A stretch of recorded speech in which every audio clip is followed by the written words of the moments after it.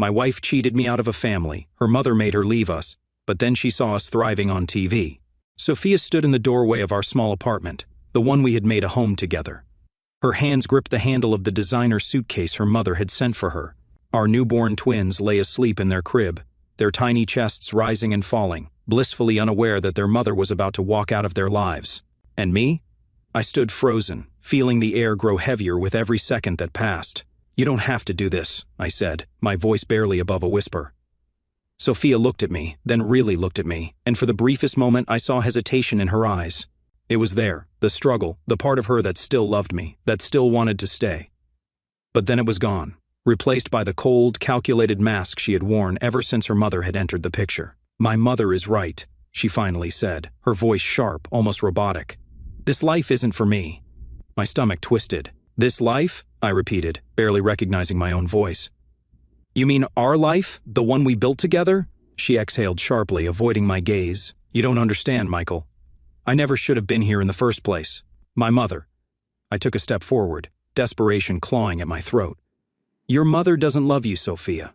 Not like I do, not like our children do."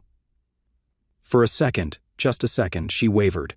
Her fingers tightened around the handle of her suitcase, her lips parted as if she was about to say something. I wanted to believe that in that moment there was hope, that she would drop her bags and come back to me, to us. Then the sound of a car horn outside shattered whatever illusion I had left. Her mother's driver was waiting. The decision had already been made. She straightened her shoulders and lifted her chin. "I need a future, Michael. I need stability. You can't give me that." I felt something inside me snap. "I'm sorry," I said. "I didn't realize love, family, and loyalty weren't stable enough for you." She flinched, but she didn't argue. Instead, she turned to look at the sleeping babies in their crib. My heart pounded. She wouldn't just leave them. She couldn't. "Sophia," I pleaded, my voice barely steady. "Don't do this to them." Her hand hovered over our son's tiny head, but she never touched him. Maybe she knew that if she did, she would break. Maybe she was already broken and just didn't want me to see it. My mother said. I slammed my fist against the table, startling her. "I don't give a damn what your mother said. What about what you want? What about our children? You're just going to abandon them? Abandon me?" The moment the words left my mouth, I knew I had hit the target. Her jaw clenched. Her eyes burned with something I couldn't quite name: shame, anger, fear. "You think this is easy for me?" she hissed. "You think I want to walk away?" I took another step forward, lowering my voice. "Then don't." Silence. I reached for her hand, but she pulled away like I had burned her. "I have to," she whispered, barely loud enough for me to hear. She turned toward the door, and panic surged through me. This wasn't happening. This couldn't be happening. "Sophia, if you leave now, there's no coming back from this." Her shoulders stiffened. For a moment I thought maybe, just maybe, she would stop, but then she walked out, suitcase rolling behind her, and my entire world collapsed in on itself. I stood there, staring at the open door, waiting for her to come back, to say she'd made a mistake, that she chose us over her mother's money and power. But she didn't. The car door slammed shut. The engine roared to life, and within seconds, she was gone. The apartment was suffocatingly quiet, too quiet. Then, as if sensing the change, one of our twins stirred, letting out a soft whimper that quickly turned into a cry. I turned toward them, feeling a sharp, unbearable pain in my chest. They had no idea that the mother who had carried them, who had whispered promises to them before they were even born, had just left them without a second glance. I stumbled toward the crib, my hands shaking as I picked up my daughter, cradling her against my chest. "It's okay, baby girl," I murmured, rocking her gently. "I've got you." I didn't know if I was saying it for her or for myself. I sank into the rocking chair beside the crib, staring blankly at the empty doorway. I had always imagined our future together, Sophia, me, and our twins. Late-night feedings, first steps, bedtime stories, growing old together. But now that future had been ripped away from me, all because of one woman's influence. Her mother had always hated me. From the moment Sophia and I started dating, she had looked at me like I was dirt beneath her feet. She never missed an opportunity to remind me that I wasn't good enough, that I didn't have the right family background, the right money, the right name. And she had won. I clenched my jaw, gripping my daughter tighter as I swore under my breath. No, she hadn't won. Because I wasn't going to let this destroy me. I looked down at my baby girl, then at my son, still sleeping peacefully. They were my family now. And no matter how hard it was, no matter how broken I felt in this moment, I was going to give them the best life possible, with or without Sophia. I pressed a gentle kiss to my daughter's forehead and wiped away a tear that had fallen onto her tiny cheek. "I promise you," I whispered, "I'll never leave you." And as the night stretched on, as exhaustion and grief threatened to pull me under, I held on to that one promise like a lifeline. I had lost my wife, but I wasn't going to lose my children. When you become a father, there's this unspoken promise you make, to always be there, to protect, to provide, to love. I never thought I'd have to keep that promise alone. The first few weeks after Sophia left were brutal. No, brutal doesn't even begin to describe it. It was like being thrown into a storm with no shelter, no warning, no life jacket, just me, struggling to stay afloat while two tiny lives depended on me for everything. Nights became an endless cycle of feedings, diaper changes, and exhaustion so deep it felt like my bones were made of lead. My twins, barely weeks old, had no idea that their mother had walked out on them. No idea that the man holding them at 3 a.m, whispering lullabies with a voice cracked from exhaustion, was barely holding it together. And that's the thing, I had to hold it together. There was no other option. I was their father, the only parent they had left. I couldn't afford to break. But God, did I want to. Before Sophia left, I had imagined fatherhood differently. I thought I'd be sharing these moments with her, taking turns waking up for late-night feedings, marveling together at the tiny fingers and soft coos of our children, fighting over who got to hold them next. Instead, I was alone. The house, once filled with whispered dreams about our future, now felt hollow, an empty shell where my wife's absence was louder than any words she could have spoken. I can't tell you how many nights I sat in the dim glow of the nursery, my daughter in one arm, my son in the other, watching them sleep and wondering how the hell I was supposed to do this alone. How was I going to work? How was I going to provide? Would they even remember her? Would they ask about her one day, and what would I say? The thoughts were endless, relentless, suffocating. If the emotional toll wasn't enough, the financial reality hit me like a freight train. Sophia had come from money, a lot of money. And while I had always been financially stable, I wasn't wealthy by any means. We had built a comfortable life together, but when she left, she took more than just her presence. She took the security that came with being part of her world. I remember sitting at the kitchen table one night, bills scattered in front of me, calculator in hand, trying to figure out how I was going to stretch my savings. Formula, diapers, rent, utilities, it all added up fast. And the worst part? Childcare was a luxury I couldn't afford. Hiring a nanny was out of the question. Daycare was too expensive. I could barely afford the essentials, let alone the thousands it would take to put both kids into a decent care facility while I worked. That left me with exactly one option: figure it out on my own. The thing about being a single father is that the world isn't built for us. When a woman is raising kids alone, people sympathize. They rally around her, offer help, give support. When it's a man, people assume you failed. At job interviews, I'd mentioned that I had newborn twins at home, and instead of admiration, I got doubt. "How do you plan to juggle work and childcare?" they'd ask. I had no answer. I wanted to say, the same way any mother would, I'd figure it out. But I saw it in their eyes. Hesitation. A man raising babies alone? That didn't fit their image of a responsible, reliable employee. I started keeping it to myself, hiding the bags under my eyes, drinking more coffee than I knew was healthy, pushing through interviews with a desperation I hated to admit. And still, rejection after rejection. It was like the world had already decided fathers weren't meant to do this alone. One night, after another long day of searching for work, the weight of everything finally broke me. My son had been crying for an hour, my daughter refused to sleep, and I was running on fumes. I tried everything, rocking, singing, even just holding them close, but nothing worked. And then, as I stood there, swaying in the middle of the nursery, feeling like the worst father in the world, my knees buckled. I sank to the floor, holding both of them against my chest, and for the first time since Sophia left, I cried. Not silent, dignified tears, but ugly, shaking sobs that I couldn't stop. "I'm sorry," I whispered over and over again, rocking them as if that would somehow fix everything. "I'm not enough. I'm not strong enough. I'm not capable enough."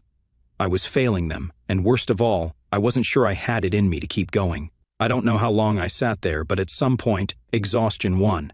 My body gave in, my mind shut down, and I must have dozed off. When I woke up, it was morning. The sunlight was filtering through the window, casting a warm glow on my babies' faces. They had both fallen asleep in my arms, their tiny hands gripping onto my shirt like I was their entire world. And that's when it hit me. I was their entire world. They didn't care that I wasn't rich. They didn't care that I hadn't slept in days or that my bank account was running dry. All they cared about was that I was there, that I held them, that I loved them. And in that moment, I made a decision. I wasn't going to let this defeat me. I wasn't going to let Sophia's abandonment define our future. I wasn't going to be the man who crumbled under the weight of hardship. I was going to be the father they deserved. I pressed a kiss to both of their foreheads and wiped my tears away. "No more breaking down," I whispered, my voice stronger than it had been in weeks. "No more doubting myself."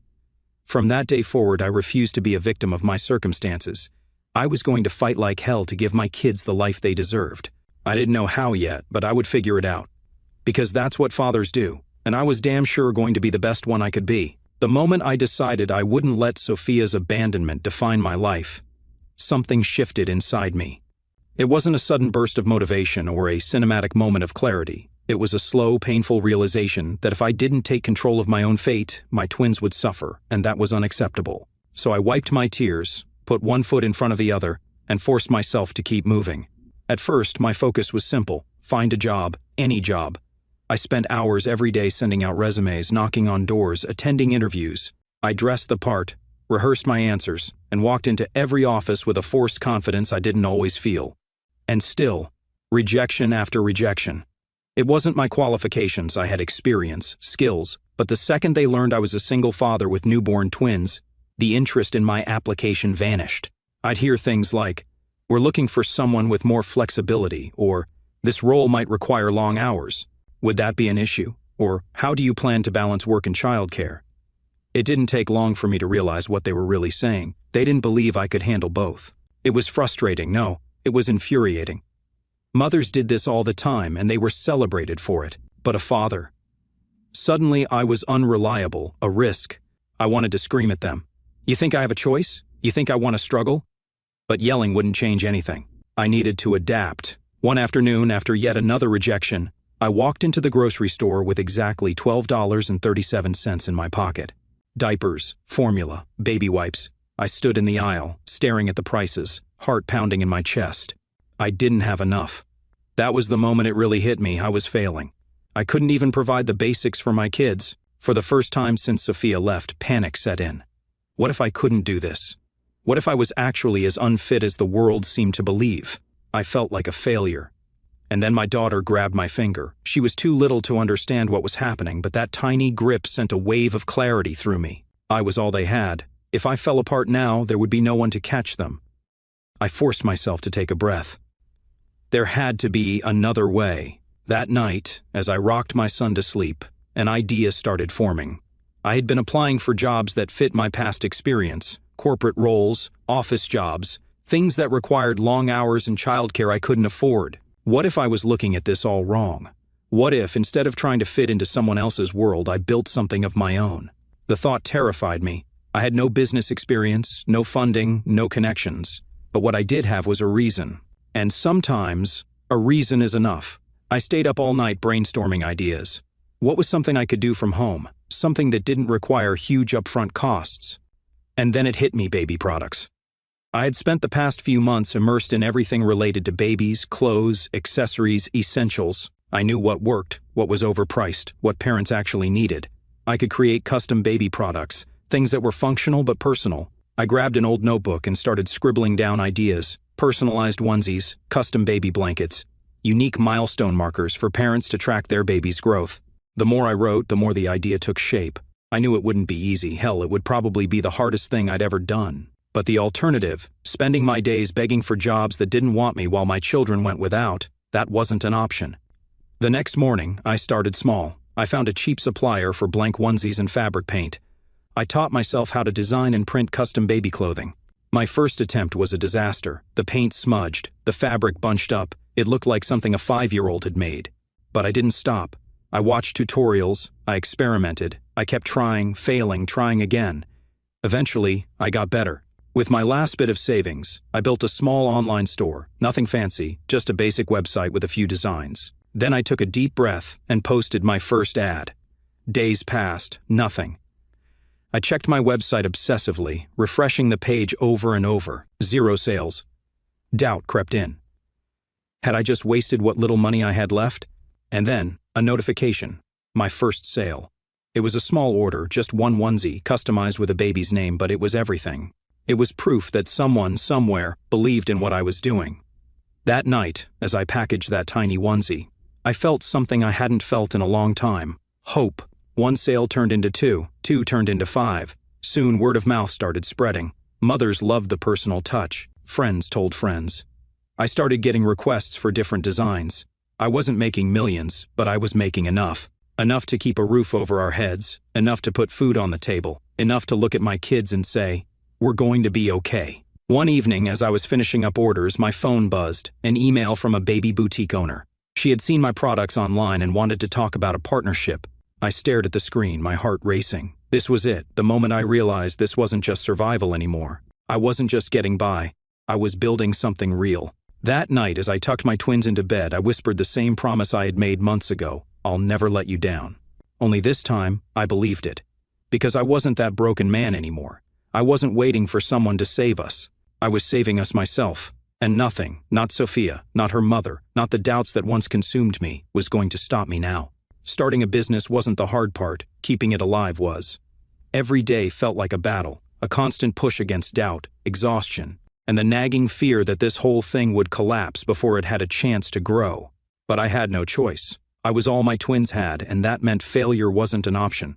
I worked through the nights, my twins asleep beside me in their crib while I printed designs, answered customer messages, and figured out how to run a business on pure willpower alone.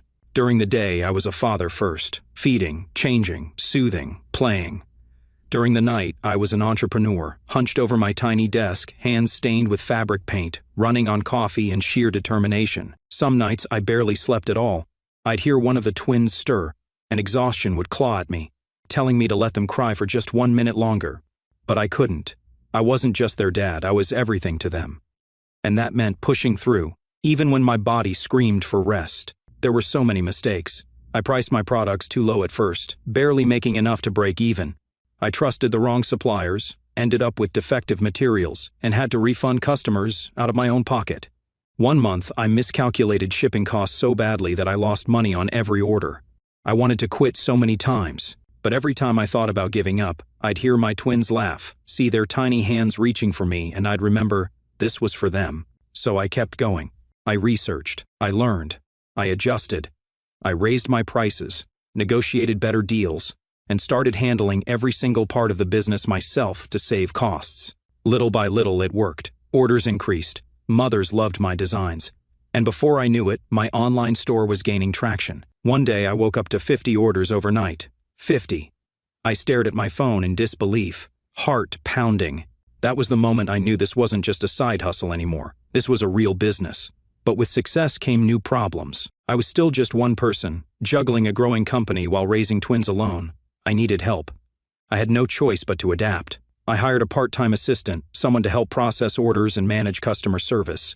I turned my tiny living room into a makeshift workspace, shelves lined with baby clothes, shipping boxes stacked in every corner. I had to set boundaries, dedicating mornings to my twins, afternoons to work, and nights to catching up on both. It wasn't easy. There were days I missed out on milestones, their first crawl, their first attempt at a word, because I was buried in work.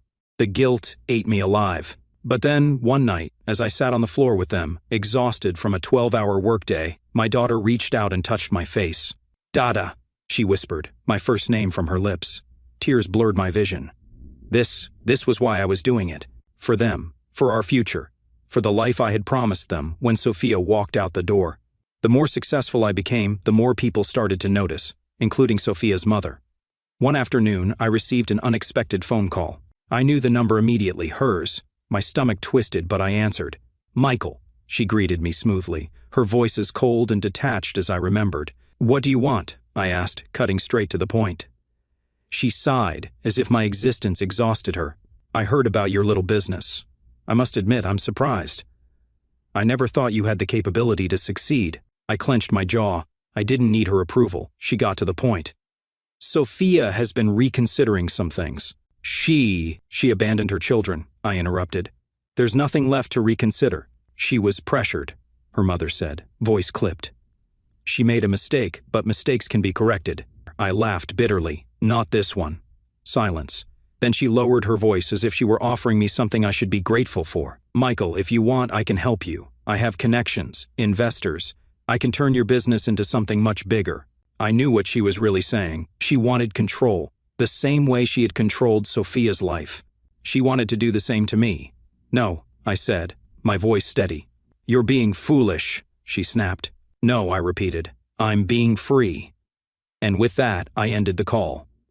I had fought too hard to build something on my own. I wasn't about to let the person who tore my family apart step back in and dictate my future. That night, I watched my twins sleep, feeling something I hadn't felt in years: peace. I had started with nothing, just heartbreak and 2 babies who depended on me. Now I had a business, a home, a future. I wasn't just surviving anymore. I was thriving. And the best part?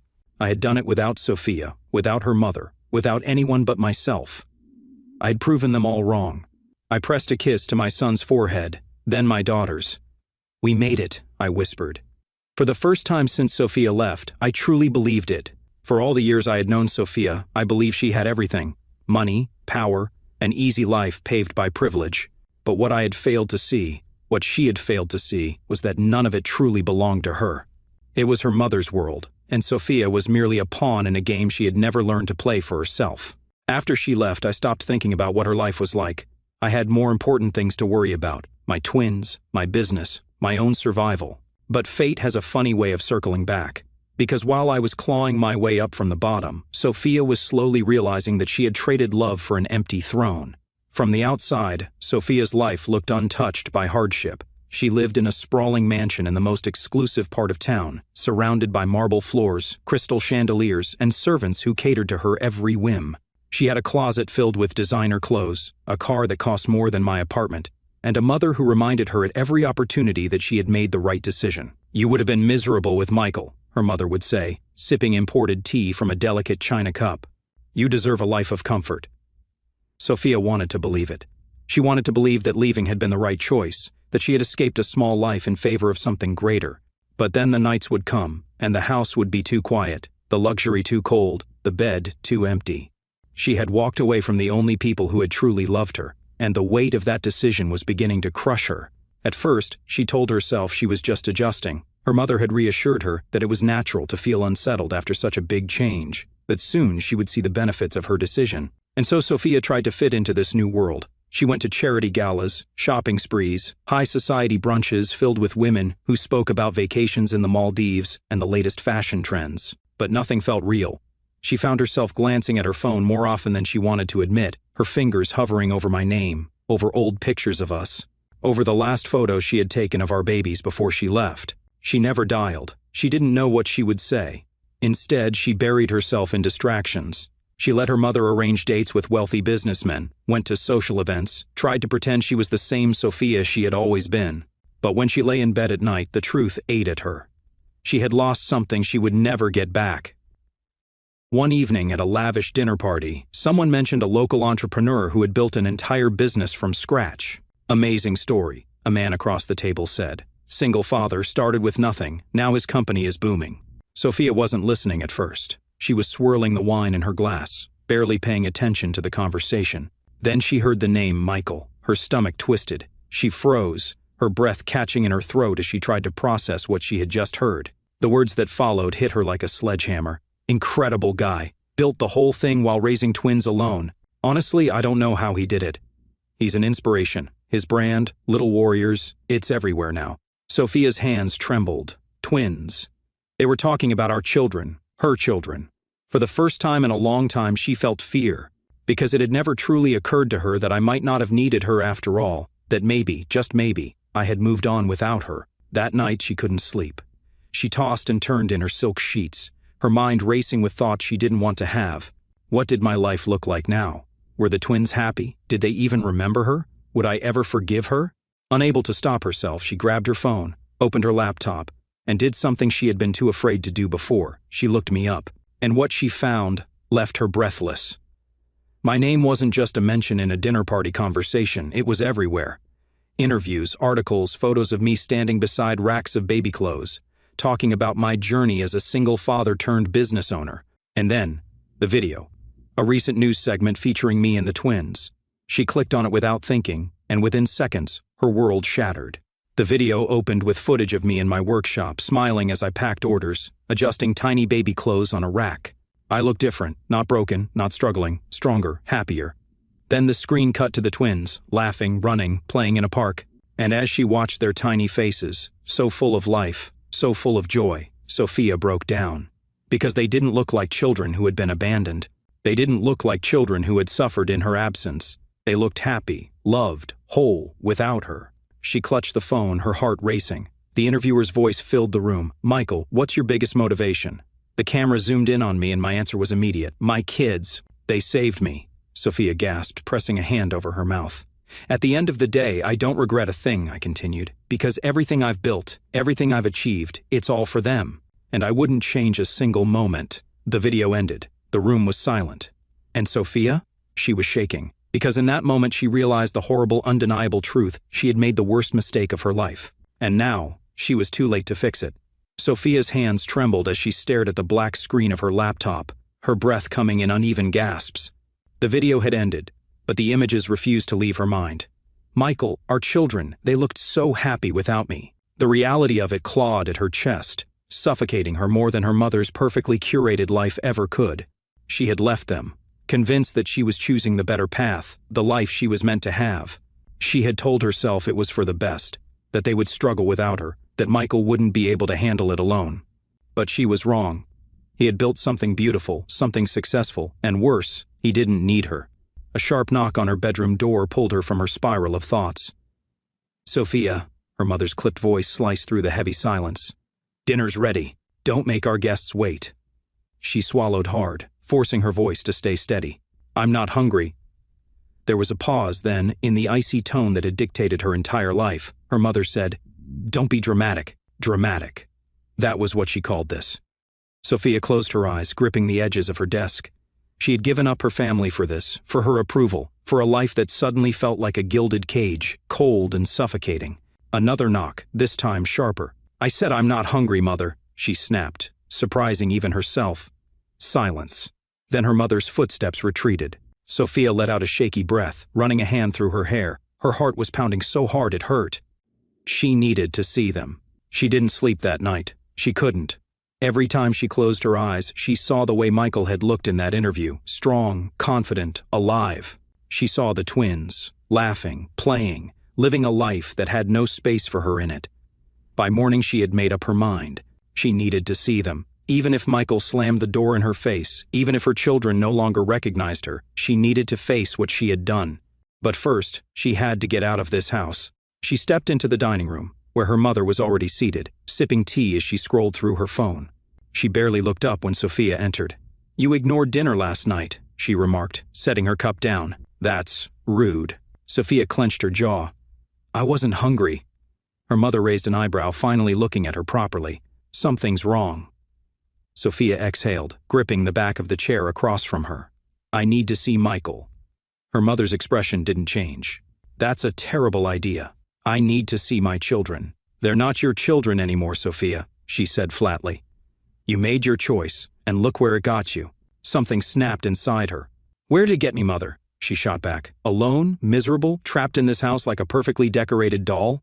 Her mother's eyes narrowed. "Watch your tone." "No," Sophia said, her voice shaking. "I've spent my entire life watching my tone, watching my words, letting you dictate every decision I've ever made. And I listened to you when you told me to leave them." Her mother set her phone down, studying her as if she were a child throwing a tantrum. "And now you regret it." The question hung in the air. Sophia felt like she already knew the answer. "Michael has built a life without you, Sophia," she continued, her voice calm, controlled. "You showing up now, what do you think that will accomplish?" Sophia swallowed the lump in her throat. "I don't know." Her mother's lips curved into something cruelly amused. "Then let it go. Let it go." Sophia looked around the dining room, at the expensive chandelier, the perfect floral arrangement in the center of the table, the vast space that felt emptier than ever. She thought about her children, the home she had abandoned, the man she had once loved. And suddenly, she saw her mother for who she really was. Not a protector, not a mentor, but a woman who had spent her entire life controlling everyone around her. Sophia had been one of her greatest successes. But not anymore. She stood up. Her mother didn't move. "Where are you going?" Sophia grabbed her coat, walking toward the door. "To fix what I can." Her mother's voice was sharp as a blade. "If you walk out that door, don't expect to walk back in." Sophia froze, hand on the doorknob. That was it, the final test. She turned back, looking her dead in the eye. I wasn't planning on it. And then she walked out. The drive to Michael's place felt like the longest of her life.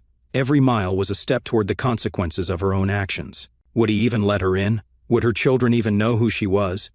She clenched the steering wheel, forcing herself not to turn around. This was her doing. She had to face it. By the time she reached his neighborhood, her hands were shaking. She parked outside his home, her heart pounding so hard she thought she might be sick. The house was simple, nothing like the mansion she had left behind, but it looked warm. The lights inside were on. And then the front door opened.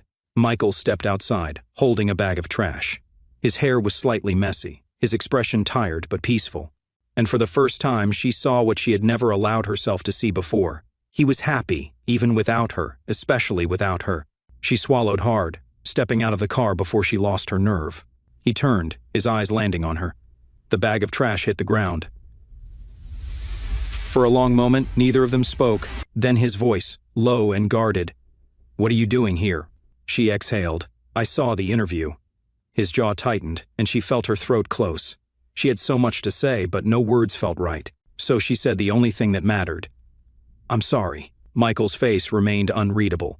"For what?" She blinked, her vision blurring with sudden tears. "For everything. For leaving, for listening to my mother, for thinking I could ever be happy without them." Michael exhaled, shaking his head. "You can't just come back now, Sophia." She nodded, tears slipping down her cheeks. "I know." Silence stretched between them. Then he stepped forward slightly, looking her in the eye. "They don't remember you," he said softly. The pain of it ripped through her like a knife. She covered her mouth, nodding again. "I deserve that." Michael studied her for a long moment, then sighed. "I don't hate you, Sophia, but we don't need you anymore." Tears fell freely now. She nodded one last time, stepping back. I needed to see it for myself." Michael said nothing. And as she turned back toward her car, her heart breaking all over again, she knew she had lost them forever. She drove away from Michael's house, feeling like her entire body had been hollowed out. The night air was cool, but she could barely breathe. Her hands shook on the steering wheel, her vision blurred with unshed tears. It was over. She had come hoping... What, exactly? That he would forgive her? That she could somehow piece together the life she had so carelessly thrown away? But the truth had been staring her in the face the moment Michael looked at her with nothing in his eyes, not love, not anger, just indifference. And that hurt more than anything, because it meant she was no longer a part of his world, no longer a part of their world. I don't know how long she drove before pulling into an empty parking lot. The silence was deafening. She leaned forward, gripping the steering wheel, and let the first sob tear through her. This was her doing. She had believed her mother's words. She had let her convince her that leaving Michael was the right choice, that she was choosing a better life. But what had she actually chosen? An empty house, a mother who only saw her as a reflection of her own ambitions, a life so perfectly polished it had lost all meaning. She had walked away from a man who had loved her more than anything. She had abandoned 2 innocent children who had needed her.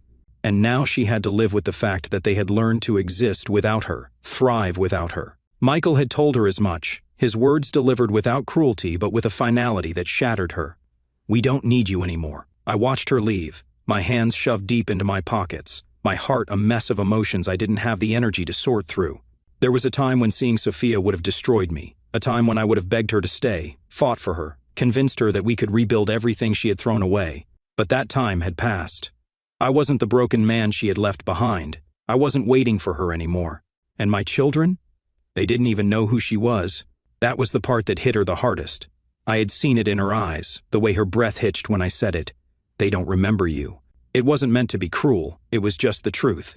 And the truth had finally caught up to her. She had left, believing I would crumble without her. Instead, I had risen. And now there was no room left for her here.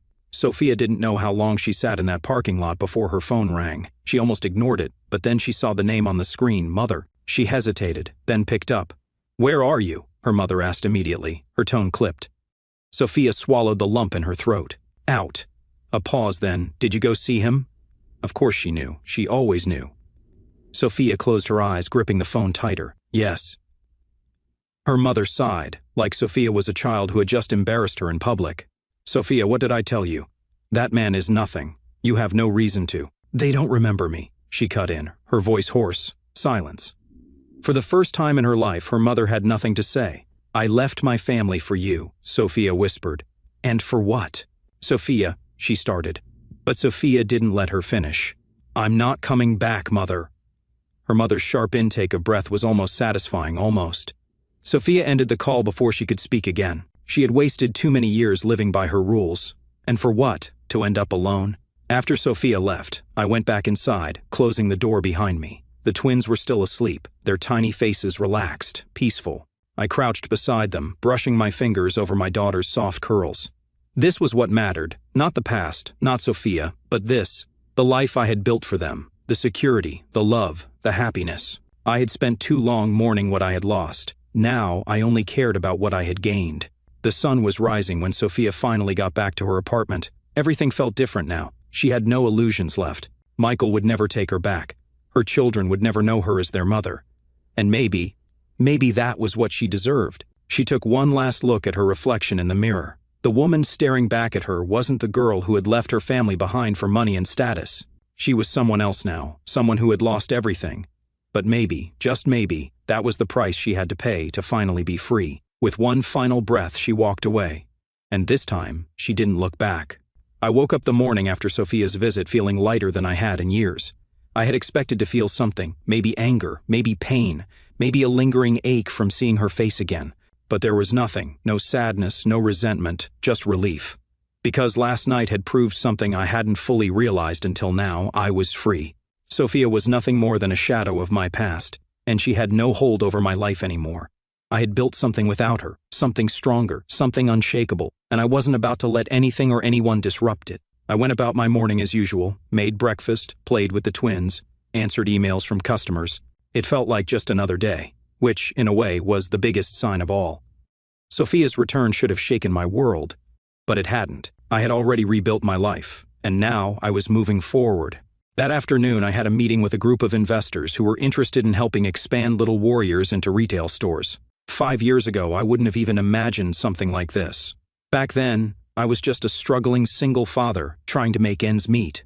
But today, I walked into that meeting as a man who had earned his place in the world. The deal was a success. When I left the office, I checked my phone, scrolling through emails from customers, parents thanking me for what my business had done for them. And as I read those messages, a realization settled deep in my chest. This was the life I was meant to have. Not one trapped under someone else's expectations. Not one spent chasing after people who never valued me. But this, my children, my business, my future. That's all I needed. I didn't see or hear from Sophia after that night.